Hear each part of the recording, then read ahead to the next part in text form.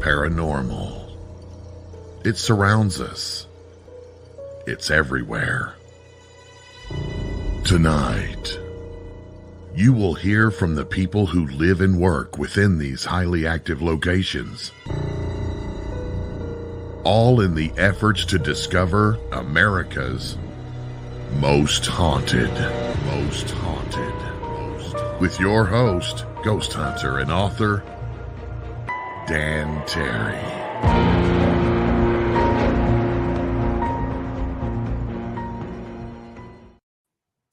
Good evening, guys and gals, spooks and spirits, and all of you creepy creatures that haunt me in my nightmares. My name's Dan Terry. I'm your ghost host with the most haunted, and that's what we're going to talk about tonight. I hope you guys had a great Memorial Day, nice barbecues, playing in the pool, getting out on the boat, doing whatever we do for that first good summer holiday. But I hope at some point you took some time to remember what Memorial Day was about, which was the troops who didn't make it home. Started out as Decoration Day. It was scheduled to be, just a time for us to remember so many soldiers and sailors and Coast Guardsmen and airmen and Marines who just didn't make it home. And the government did as much as they could do, especially after World War I, to try and have medical services close. I'm sure most everyone who's watching this remembers MASH, about a surgical hospital near the front. But there was more than that. And that's why I wanted to hold this guest. I was kind of hoping to have him before Memorial Day, but it didn't work out. But that's what this one's about. Back in the early 20th century, and I'm talking 1912, 1920, they built two ships to dredge sand out of the Ohio River. Then when World War II come along, the Navy took those, put them together, built a hospital on top of that, and took that hospital to the English Channel, where it was used for the American troops, and I'm sure any other troops who were badly injured, to get medical treatment right there off the coast of England and off the coast of France. So this is really similar to a Memorial Day idea of what troops they could save, they tried to save right there on that boat. After the war, the boat ended up in Norfolk, where folks started noticing some weird stuff going on. And eventually, it became a haunted attraction in West Virginia. And I've got the owner, Dana Toombs, here, and we're going to talk about the Haunted Majestic. Hey there. How's it going, Dan? Not bad, Dana. How are you? I'm great. Doing great. Glad to be with you tonight. I love reading the history of this boat, but can you kind of fill in some of the blanks for me? When were these were two ships, and when were they on the Ohio River dredging sand? Well, they were built in 1912 in Henderson, West Virginia, which is near Point Pleasant. And they actually began being used at that point for what's called the Great Canalization of the Ohio River. The Ohio River at that point was not really navigable by commercial boats because there wasn't very many locks and dams. So part of the original deal was the Corps of Engineers, the U.S. government, had to hire contractors to dig out the river bottom to create a shipping channel. Mm-hmm. And as they built the new locks and dams, the river got deeper, and that channel was deep enough that ships and barges and towboats and such could then traverse the river from the confluence of the Mississippi all the way up to Pittsburgh, where the river began. So from 1912 all the way up to about 1923, that's what these barges were doing, is they were mucking out sand and gravel and tree stumps and who knows what from the riverbed in order to help canalize or build that river channel. And did I hear a legend that one of them may have accidentally dredged up a submerged Indian burial area? Well, and that's, we haven't really been able to confirm that as far as in written records, but we have heard that story that, a lot of the river now, it's so much bigger and wider and deeper than what it was 100 years ago. So, yeah, people tend to want to have their settlements along the river. They want to do their burials along the river banks and things of that nature. So we're quite confident that what was once dry land is now part of the river system. And there's no doubt that these barges dredged up, I'm sure Indian remains or Native American remains from, centuries ago. And the steamboat company that owned them said that these two barges in particular of their fleet were just kind of like the Erie twins, that weird things just seem to happen quite often with them. So, I mean, every good ghost movie starts with a house buried on an Indian burial ground or something to that effect. Right. So that just playing right into what you're doing with the ship now. So what happened after the 1920s with them? Well, these barges were used periodically for just basic river transportation. They hauled coal, they hauled iron ore, they hauled lumber, they hauled dirt, just various things that an open top hopper ship would haul or barge would haul. And then in the 1940s, the early 1940s, when America got involved in World War II, we just began as a country just accessing all kinds of civilian materials in order to fight the war. So these barges, along with hundreds of other barges around the country, were commandeered by lease by the U.S. Army and the U.S. Navy. And these two barges in particular were sent to Brooklyn, New York. A steel deck was put on them and a hospital structure was built atop them. In those days, and I'm going back into the 1920s and 30s, well, even today, working on a ship on the river or the ocean is extremely dangerous. And it had to have been even worse back then. So it would be reasonable to assume that a lot of men were killed, fell overboard, drowned, hurt on those ships when they were hauling back and forth, wouldn't it? I'm sure that was the case. My father actually worked 50 years in the towboat industry as a deckhand on the Ohio and Mississippi River.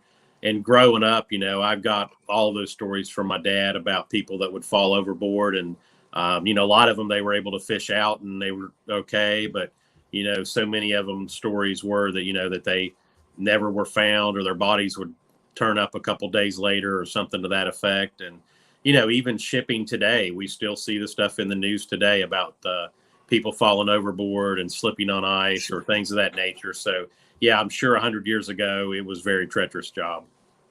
Well, I actually served on a Coast Guard vessel on the Missouri River, a barge and tender.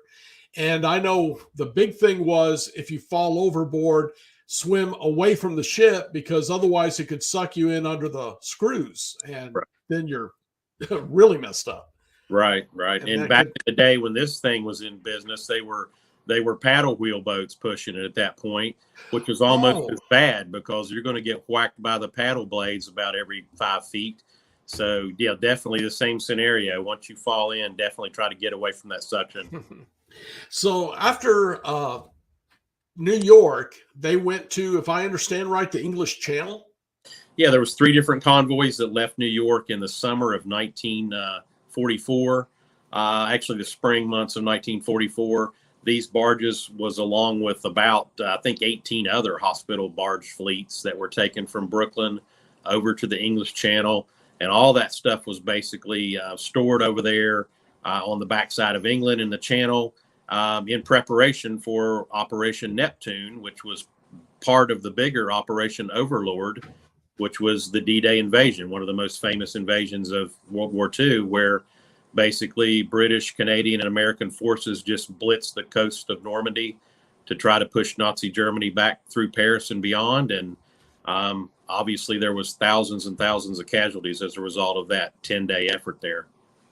So at that time, it was being used as a hospital ship. Was surgery done on that, or was it just temporary? Well, it was temporary, but it was kind of what you were mentioning in the opening, like MASH. I mean, what we call meatball surgery today. You know, in those days, you know, they were fishing these invading troops and Army and Marine soldiers out of the ocean. They were sending them on Coast Guard rescue boats out to these hospital ships and barges that were anchored out about 10 miles offshore. And, you know, some of the men just had bullet wounds that could be treated and they can be sent back to service. Other of them had to have amputations. Some of them obviously passed away. You know, there was more than 300 recorded deaths on these two barges during that first couple weeks of the invasion. So, you know, it ranged from, you know, first aid for some to, you know, major intestinal or reconstructive surgeries for others. But, you know, the goal was just to kind of stabilize them. As we in emergency medicine learned later on, you know, the golden hour and how you need to get someone to a trauma center and all that. We got to realize in 1944 that didn't really exist. It was kind of do what you can, where you can. And then they were transferred on to mainland England for further treatment. So you say that at least 300 people were killed or died or went through there as they didn't survive. But does that count the people who had the trauma of having their legs hacked off or all the other traumatic experiences that goes on at any hospital, even today? Right. And we don't really know all that. I mean, we were able to get a lot of records from the National Archives and from other history journals and such, and determined that there was a little over 3,000 patients came through these vessels in 19 days, that it was actually involved in active fighting there in June of 1944. I think 311 actually passed away. So there, I'm sure, are, you know, 2,700 others that have some sort of an injury that was treated that, right. You know, many were, who knows what. Could have been quite traumatic, sure. Okay, we definitely froze was up. Not a fun place. So after that, and I'm trying to keep the history on this because that's where the spirits are coming from, is what happened to the ships after the war was over? Well, after the war, they were actually, all these were towed back to Norfolk Naval Station in Virginia in the Chesapeake Bay. And they basically were all stored there for the next need. These barges were actually activated again in the 1950s and the 1960s for Korea and Vietnam. And they actually were taken to the Sea of Japan during the Korean conflict, but did not see any patients there. But they were actually on standby in the Sea of Japan to do similar things. By that time, you get into the actual, what you mentioned, the MASH television show.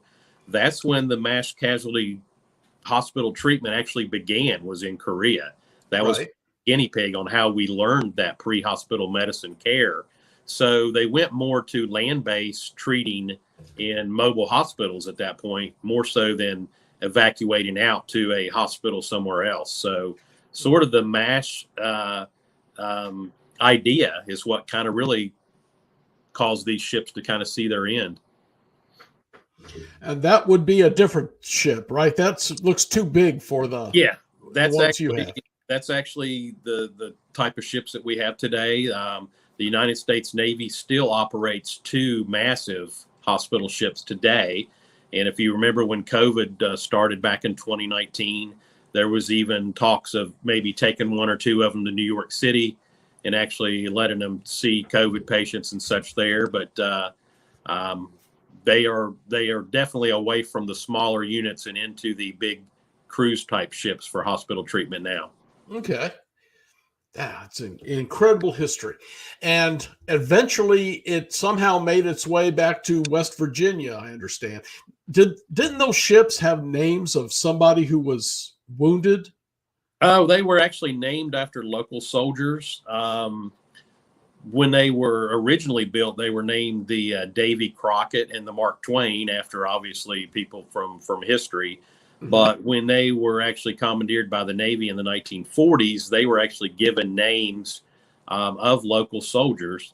And basically how the names came about is the secretary of the barge company that owned these just randomly picked two guys' names out of the service records from the local newspaper and assigned them those names, because the rental forms from the Navy just basically said vessel name, first name, last name. So she just got a couple guys' names out of the newspaper and stuck them on there. And that's what they are actually recorded as being. The Eugene Morris and the Douglas Lee, which was the first name and middle name of two different local soldiers who fought in World War II.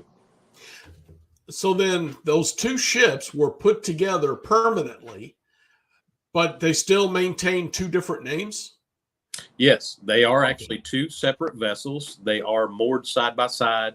They're about 6 feet apart, and they are basically wired together with large cable wires. And they have metal I-beams in between them that hold them in that exact position. And then there's two separate structures that are over top of them. So they could actually be easily separated, and they were designed for that purpose, that they could be stacked end on end and put 3 or 4 or 5 together, or they could be moved and as single units. So these two just were put together originally, and they've never been taken apart. They've been together since 1943. And somewhere along the line, they ended up as a restaurant on the Ohio River? Yeah, well, the Navy actually scrapped its hospital program in 1978, 1979, somewhere in that range. All of the vessels that were Navy owned were scrap recycled at that point in Norfolk. These ships were the only two.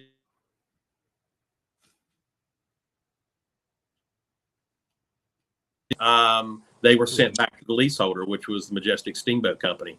So Majestic sold them to a restaurant company in Covington, Kentucky. They actually went to Covington in 1979, and they stayed there until 2019.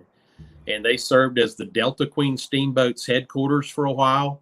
They served as a catering company for a while. They served as the Cincinnati Bell Steamboat Company's loading docks for a while. And then in 2019, they were actually going to be scrap recycled at that point. And that's when we purchased them and learned the history of them and then brought them back to where they originally came from. Did I read correctly somewhere that there was stories even when they were in dry dock or in storage that there was something going on, paranormally speaking, on those ships? Yes, both before they became a hospital ship, they were kind of like the oddballs of the Majestic fleet. They said that captains would say that they heard like Native American songs and chanting during the night. They, said it was coming from the barges. They said one of the two barges seemed to emit like a fog all the time at night. Couldn't explain that. And then when these things were in storage in Norfolk, they basically said in Norfolk from the end of the Korean conflict to the late 1970s. So there was a period of, 20 plus years that they just set in mothball. Mm-hmm. And even there, we had people that were caretakers of it that we found in records that would make notations in their watches and things saying weird things were happening. Ropes would get untied. Doors would be locked when they left them unlocked. Things of that nature, just weird stuff that would occur. And that's incredible. That's the fun part of it. So these things were haunted by American Indian spirits for sure because of the chanting and all of that. Right.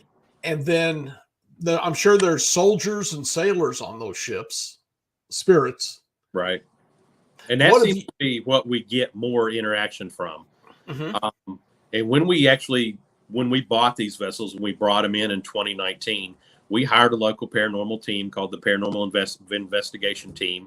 They sent a group in and actually investigated and confirmed that, yeah, there is some spiritual activity going on here. And that's when we began to actually develop the paranormal, look into it. And mm-hmm. We've studied it. We've researched it. We've had multiple teams come and investigate it. And it appears that most of the interaction that we get are from people that are from that World War II time period. That seems to be the most, the most common ones that we get. Mm-hmm. And we've even gotten some names, some ranks, some situations that they have talked, in some EVPs that things that we're able to pretty much confirm as being, this is pretty good possibility that who this person might be that's talking to us. Mm-hmm. Wow. Where did Majestic come from? I know you said it was originally the Majestic Steamship Company, but they hadn't owned it in years. Yeah, the original company that built the barges and owned them was called the Majestic Steamship Company. When we actually bought the vessels in 2019, these barges had been known because they were originally owned by the Majestic Steamship Company. when they were in the Navy in the 40s, they were nicknamed by the doctors as the Haunted Majestic. So there's actually a military patch. Every military unit has its own patch. And these were the 601st Hospital Ship Platoon of the Navy. And they've actually got a patch that they created in World War II that says the Haunted Majestic right on it. So I found that, but I assumed that was something you all had created because it said Haunted Majestic. Yeah, it says Haunted Majestic, and that's actually the moniker that they went by because of the creepy stuff that occurred on board. And, a lot of military units create those crazy logos and, different type things to put on their uniforms. And this one had the big red cross in the center and said Haunted Majestic, and then listed the platoon numbers. And one of the ships is Unit 54 and one is Unit 79, and they were both listed on the patch. And so when we bought it, we just named it the Haunted Majestic. We just started calling it that. From the beginning, or when you started realizing there was something else going on? Well, from the beginning, because we knew that was its name already, the nickname that they had called it in the Navy. So we just kept that name. And then once we got it here, we were actually going to use it as a restaurant, like what it had originally been used for. And then once we began investigating it and learning more about it, we decided, no, this is better off to be used as a paranormal base so that people can enjoy it, so that we believe the residents that live on board can enjoy it. Because believe it or not, a lot of people say, well, it's disrespectful to go on there and try to conjure up these people or whatever. They enjoy talking to you. We have not had an investigator yet that's had a negative experience or been told to leave or been told to get off or whatever. These, if you treat them with respect, whatever's going on and whoever lives on these vessels, they tend to enjoy being visited. Dana, when you was researching this, did you happen to find any specific stories the doctors said that made them call it the Haunted Majestic? No, not other than the actual patch. We found Xerox copies of it or mimeograph copies of it in the National Archives. But we did actually do a lot of research, and we've written a 150-page book called Open Wounds, which details the history of the vessel during its wartime service. And in that book, there's just dozens and dozens of photographs that we have been able to procure from historical museums, from military collections, from the National Archives and other places. So there's a lot of cool black and white photos that actually show the vessel throughout its history and throughout the transformations that it's had over the years. What about your stories? You've been on it a long time. What kind of ghosts have you had to deal with? Well, just weird stuff going on. Lots of you'll hear metal against metal banging, and obviously there's no metal driftwood in a river, so you can tell when driftwood hits a metal ship or a hull what it sounds like. It's a different sound than a metal. We hear metal banging. We hear lots of ruffling and shuffling. Just weird stuff. If we even look at security footage, we've got 16 security cameras on board, and just the amount of orbs and colored lights and different things that you see. I mean, we sit at home and look at it sometimes on our phones just, to see what's going on. And it's just kind of weird.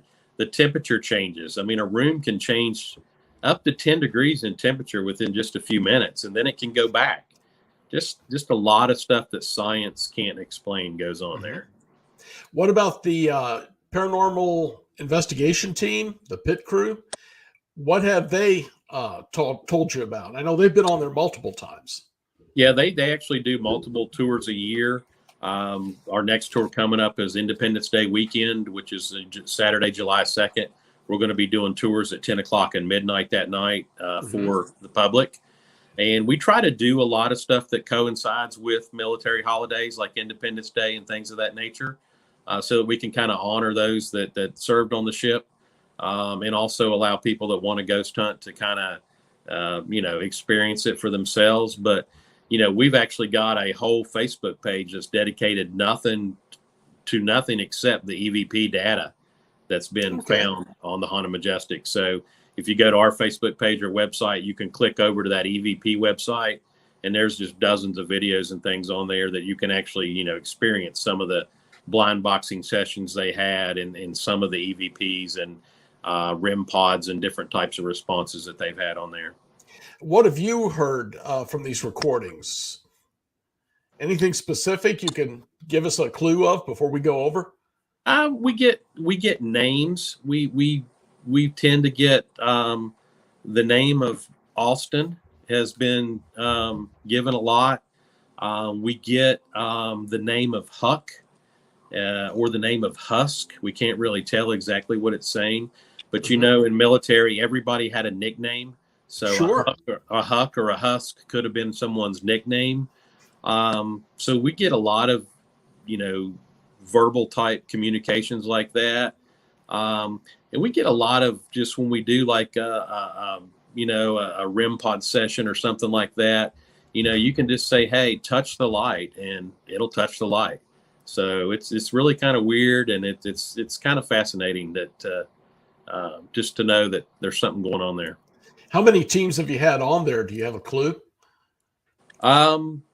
We're getting more popular. I mean, we've only been around for about 3 years, but in the last month, we've had 2 different TV shows that's came on board. Really? 2 different groups, Wild Wonderful Paranormal, and then also a TV show called Paranormal Quest. They actually just posted a Memorial Day special last Saturday night that was specifically about the Majestic. So, we're getting more inquiries. We've actually got approval with the Coast Guard now because we are still a Coast Guard licensed attraction vessel. So we still maintain a Coast Guard charter. It is an inspected vessel where the Coast Guard comes out annually and does an inspection on the vessel. And we have now gotten their approval as an attraction vessel to allow teams to come on and investigate. So we are now renting the vessel out if people wants to come in and have a hunt. And how would someone find out how to get that? Is that on the Majestic Facebook page, or? You can just go to hauntedmajestic.com, which is our main website. And down toward the bottom of the page, there's some frequently asked questions. And one of the questions is, can I rent the Haunted Majestic for a birthday party, a wedding, a private hunt? And then there's a rental guide that you can click on there that gives you the rates and the conditions on how you go about renting it. And we've actually had a wedding on board. A Day of the Dead wedding. We had a local couple come on and about 50 guests, and they got married right there on board the ship. West Virginia seems to have a large share of, more than its share of haunted locations. And when I met you and your friends, the pit crew specifically, they're at the West Virginia Ghost Convention.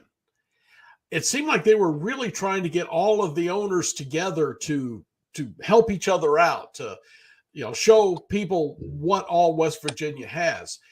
You was there. What did you think of that? I thought it was really great for a first-time convention. It really sprung up relatively quickly with just a few months of back planning in order to get it going. But it was very well attended. There was a lot of attractions there. A lot of paranormal groups participated in it. And I think it's exactly what we need in the direction we need to go. Because there's so many places in this country that, we've all heard about the paranormal, like Salem, Massachusetts, or Savannah, Georgia, or New Orleans, Louisiana. I mean, those are just Charleston, South Carolina. Those are just places that you automatically relate to paranormal. And we learned at that conference, they've actually done some studies, and West Virginia has the 4th most paranormal experiences or reports of any state in the country. So we're not, or haven't been really emphasizing that and playing up to that. But we found out with this convention, and you were involved in that there's a lot of paranormal places out here in West Virginia. Ghost tours in local cities like Charleston and Beckley, the Blennerhassett Hotel in Parkersburg. And of course, you got the Trans-Allegheny Asylum in Weston and the Moundsville Prison. So there's just so many out there, the Williamson Hospital on College Hill. And then Haunted Majestic, of course, the Mothman stuff in Point Pleasant. So when you kind of get everybody together and everybody talks and coordinates, there's really a lot going on in the paranormal in West Virginia that we need to publicize better. I was disappointed that the Mothman folks wasn't there. The Flatwoods Monster folks wasn't there. The Bigfoot Museum wasn't represented. Was it because you think there wasn't enough time from the time it was announced to the time they had it? I don't really know. I wasn't one of the core people involved in organizing that. So, I'm not sure if maybe some of those places might have been accidentally overlooked, or if, like you say, there just maybe wasn't enough time to get everybody coordinated together to get us all on the same page. I know there were some people that planned on coming, but then they had some schedule conflicts and they couldn't come. But I think that they are working on trying to make that a bigger and better thing. And I know they're already talking about possibly, doing something again next spring. So hopefully we can get, some more people represented that weren't there this year. Yeah, Trans-Allegheny wasn't there. Right. I did meet the folks from College Hill, but what struck me is they are so right on target for having you all, including the Haunted Majestic, working together and maybe even creating a trail. Kentucky has its whiskey trail or bourbon trail, whatever it is. Right. There could be a trail through West Virginia of haunted places. And again, I would include Mothman. I would include the Flatwoods Monster, because the mountains is incredibly beautiful through there. So you're traveling through some of the most beautiful and unmessed up parts of the country, right, to see these very haunted places that nobody knows about. And I think that's in the works. I can't really say a whole lot about that because I probably know a little bit more about this than what I should. But there is a local group that I have met with, and they are going exactly that route that you're talking about. They're actually talking about doing bus tours that are overnight tours, and then basically coming up with a 1 day or a 1 night, 2 day map, or a 2 night, 3 day map. And they're actually going to do bus tours to where they'll stay at a spooky hotel. They'll go through a couple spooky attractions, do some ghost walks, and basically turn that into a paranormal trail. So I know that's in the works, and maybe later in the fall, when the paranormal investigation team maybe comes on with us, they'll be able to tell you a little bit more about that, because I know they're deeply involved in the planning of that. Well, that's good. They need the teams involved, because teams know places that nobody else does. Right. And just like with this, when we first talked, I had never heard of the Haunted Majestic. It took me forever to figure out what they were saying that was, a hospital ship in West Virginia. Didn't make any sense to me. Right. But now, once I've read the history of it and talked to you, this is going to be a flood. People are going to want to see this. You've got American Indian spirits. You've got soldiers, sailors, maybe others, workmen. And from what you said, these spirits want to speak. Yeah, and that's one thing that we've found is we're trying to, a lot of people say, well, you shouldn't use this as a haunted attraction. You should make it a full-time museum. Well, I don't know if you've ever tried to run a full-time museum, but there's not a lot of funding in that. Right. So in order to give these spirits a voice, we've got to have some revenue. So that's why we do some of the ghost hunting, and that's why we do the paranormal tours. That's why we do the haunted attraction in the fall, is we have to draw visitors in and give them something to do in order to generate revenue. Maintaining a 2-barge hospital fleet on a river is not cheap. I mean, we've got a full-time person there that does nothing except maintain these barges. Mm-hmm. So we have to generate income in order to do this. And we've found that it's, some people say, well, that's disrespectful to do that to those spirits. That's their home. Well, they enjoy sharing their home. We just had an investigation with, like I said, the Paranormal Quest folks last week.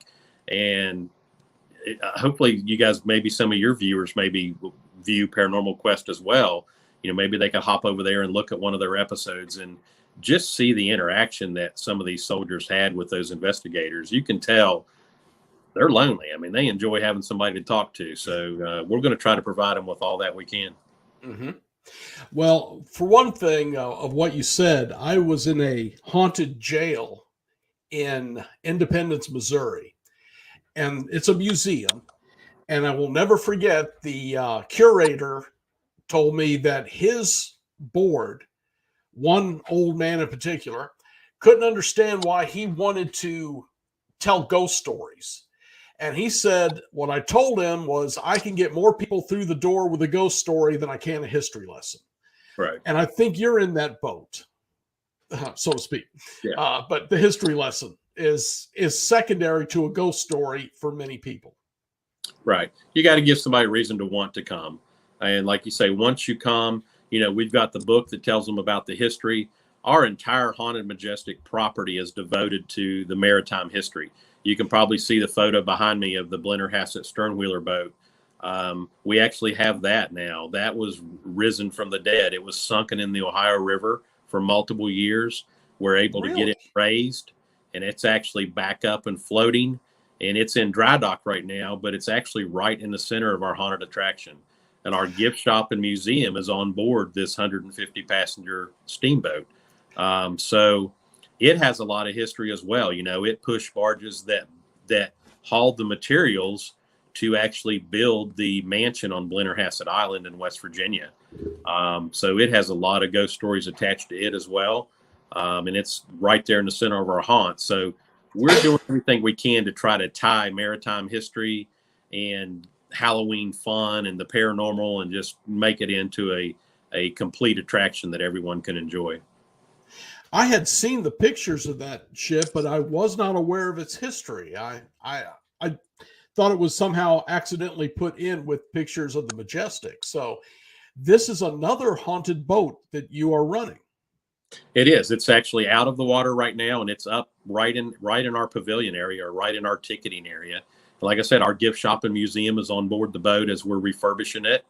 So you can actually go right up on the deck and walk into this boat. And this boat was completely underwater. I can get you some photos maybe the next time we're together of, you know, seeing it sitting on the bottom of the river. And now it's been dredged up and patched and is going to be back in the water again someday as a dinner boat. That would not be cheap by any stretch of the imagination, lifting that ship up off the bottom. No, it wasn't. It wasn't. And it was packed plumb full of mud, which we didn't expect either. So we shoveled mud and pumped mud and shoveled mud, and we're still scraping mud. And it's been about 2.5 years now. But yeah, it's an 80-ton vessel with just the steel. So then when you added in all the mud, it was probably 150 tons when it actually came up out of the river. So did you rebuild the superstructure, or was it in some sort of condition? It was in pretty good shape. It was all steel, and we've actually went through and replaced all the windows, and we gutted it all completely out. So basically everything was removed except for the solid steel itself.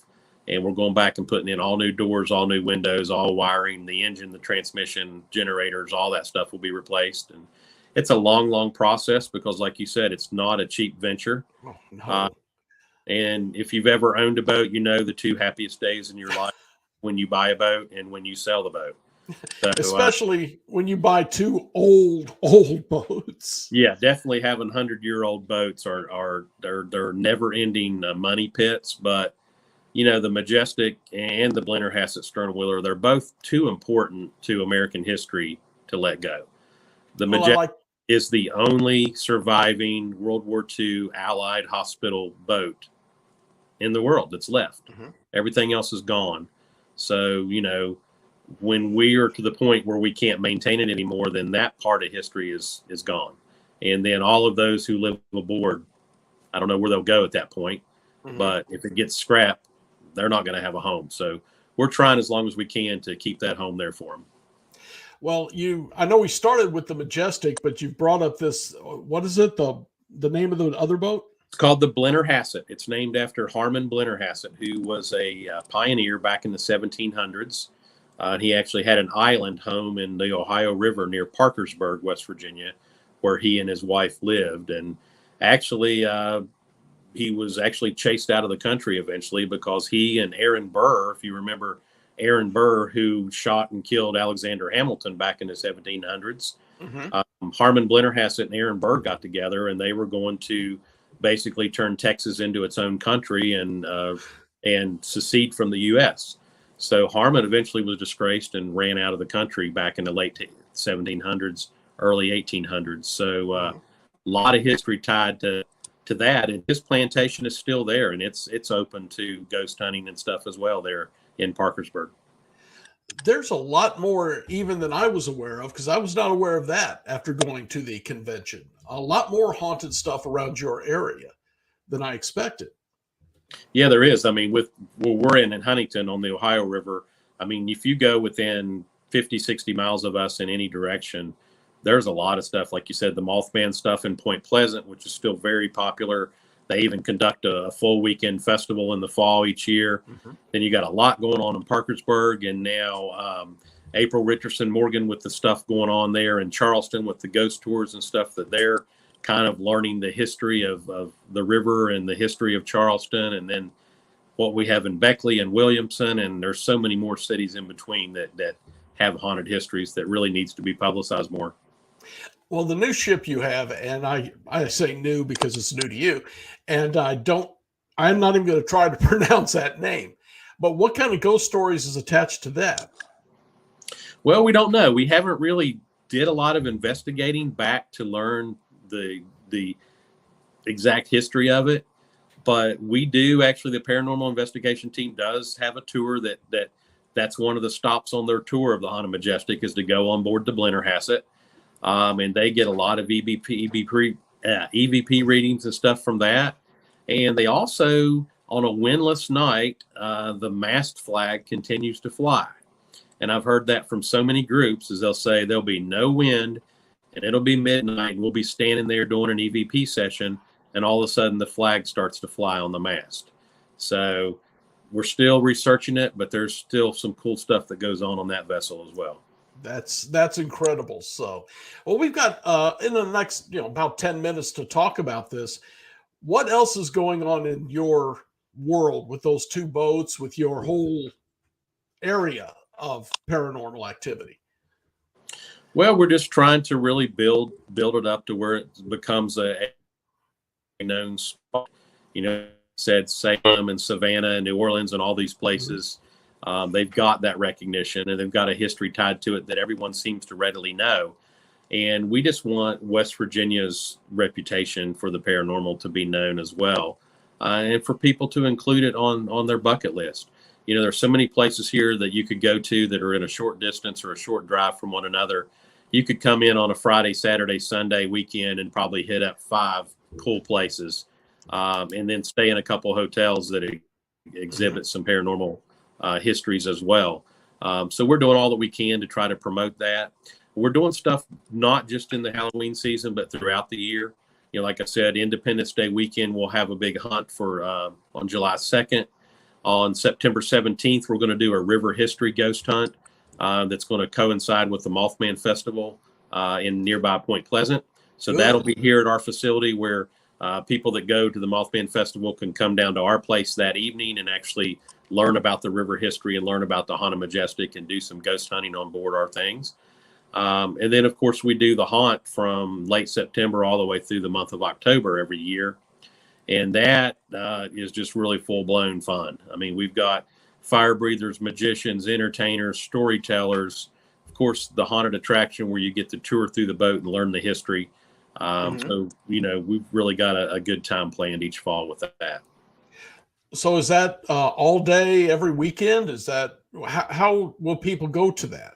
Yeah, it's all evening stuff. It's from 7 to 11 p.m. at night in October. And it's every Friday and Saturday night in October for those 4 hours. And then after we close the haunt at 11 o'clock at night, we do the paranormal tours. So if you wanted to stay over and actually do a 90-minute investigation, then you can go on with the paranormal team guide, and he or she will take you through and show you some of the hot spots. And we've even created now a 32-page ghost hunting guide to Haunted Majestic, where when you come in, you can get the guidebook. And if you choose to do your own thing, you can just go through the guidebook and learn what rooms to go to, what boats to go on, what parts of the property have shown activity in the past. So we're kind of making it to where, anybody can come in and ghost hunt if they want to do that. And they can either do it with a tour or they can do it on their own. We're going to set it up to where both are very feasible for them.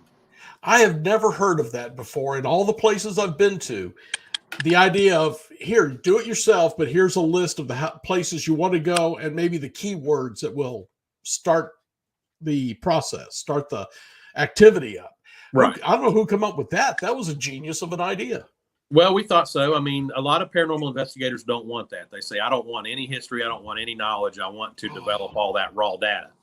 But it really makes it a lot easier, especially if you're a novice. Like I am completely a novice at this. I'm not a paranormal investigator.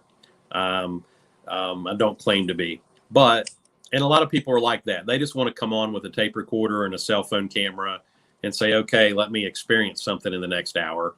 So this kind of makes it easy for them, that they can read a little quick paragraph and learn the history of a particular room or the history of a particular vessel or a piece of the property.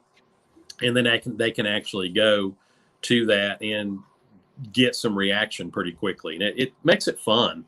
And then we've got some places in there in the guide where you can actually take notes. You can be the investigator and you're kind of like the detective. So you can list, ambient temperature and wind direction and wind speed and visual observations. And there's lots of stuff that you can actually put into the guide yourself. So it's kind of like your own field notes that you're going to be able to take home with you.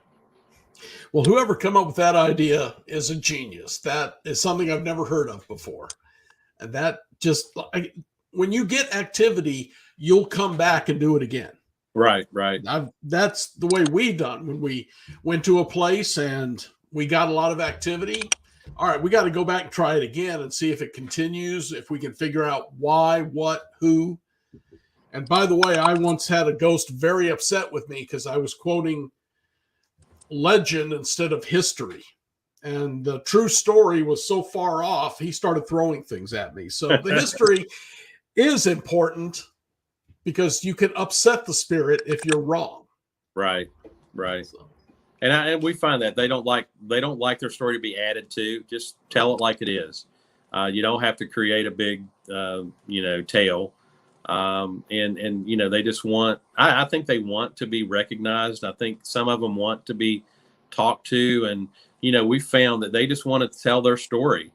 They want you to know what happened and why they're there and what they experienced, and a lot of it is just having compassion and respect and just allowing them to vent sometimes. And that's what we've had a lot of investigators that have just done and been, very respectful to them. And they've been more than happy to talk to you. A lot of people come in, they do our 90-minute tour, and then they come back and they say, can I rent the vessel for all night? Because we didn't get enough time. So then that's exactly in line with what you're saying is, when you get a little taste of it, you want to come back and do more. So, sure. So now people are wanting to do all night stays. And as you said, these are soldiers. They want and expect and deserve respect. And you show them that respect generally. I was dealing with a Civil War general, and he wouldn't talk to anyone until I drew myself up to attention and identified myself as a subordinate.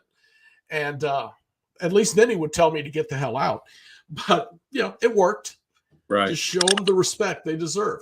In the last couple of minutes here, Dana, I've got the website up, thehauntedmajestic.com. How else can they get the tours, the rentals? Can you tell us about how much that might be for them? Yeah, going to the website is the best place to start, hauntedmajestic.com. Then from there, if you want like more current updates, you can click on our Facebook link.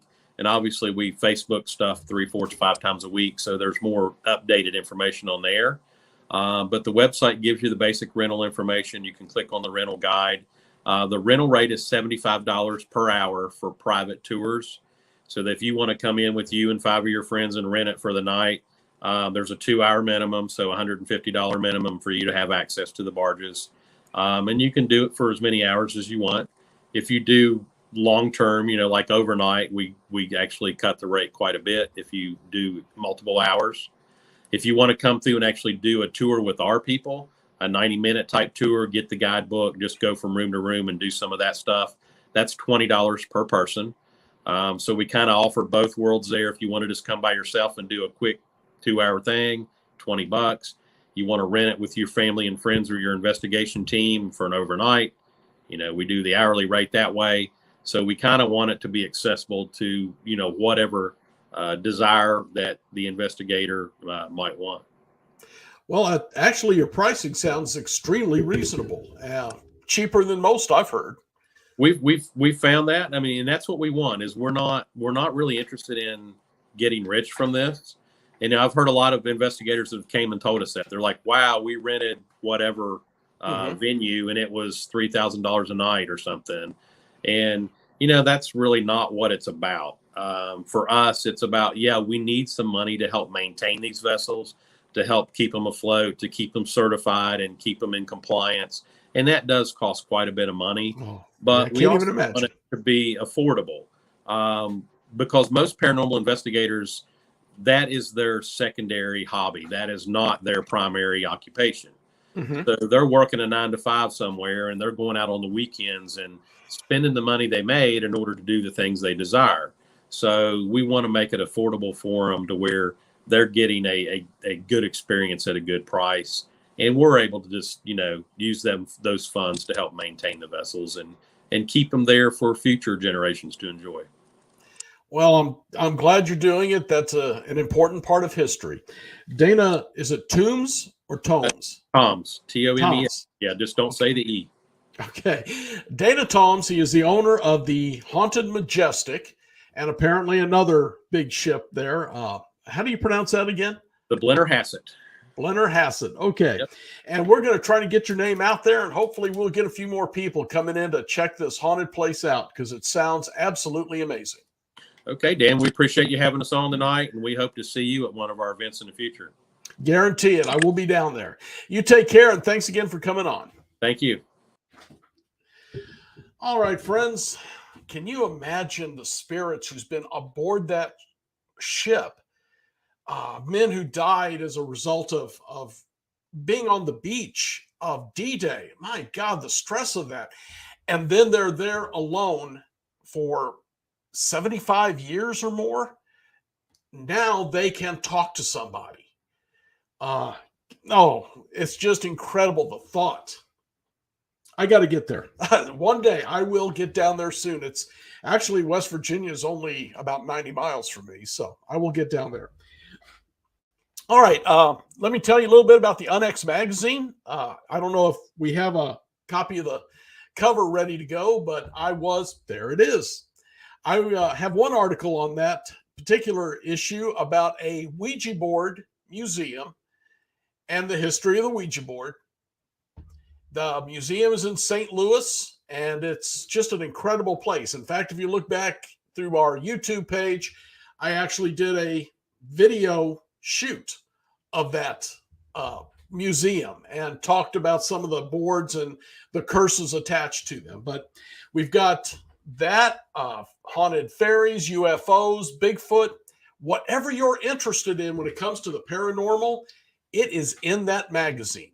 And if you're, like me, I like to get the electric version of books now, because as you can see, I've got like 4 full bookcases here.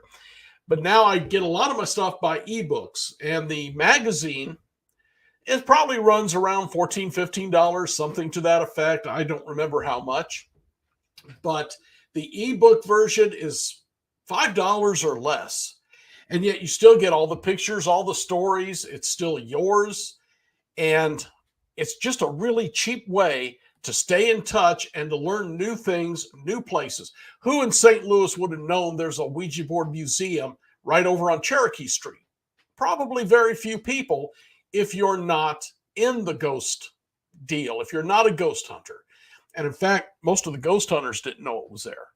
So check out the magazine. Like I said, it's inexpensive as an e-magazine. It is not that expensive as magazines go to get the once or 4 times a year, copies 4 times a year. And it's got a lot of good articles by some of the best people in the paranormal field. Well, I think that about solves us for the day. So I do want to thank you all for coming back. And remember, stay spooked.